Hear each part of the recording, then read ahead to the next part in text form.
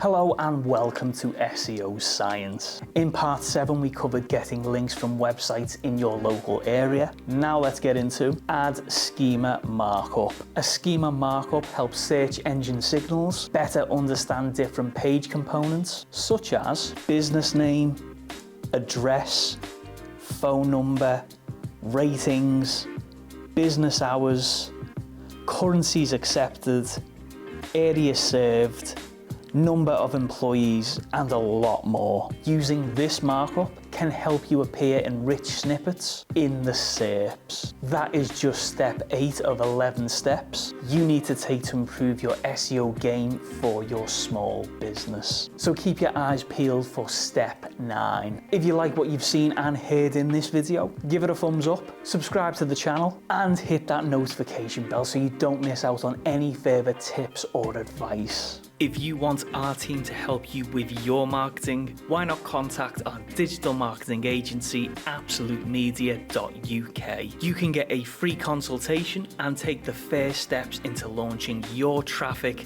to the next level. All details are in the description below.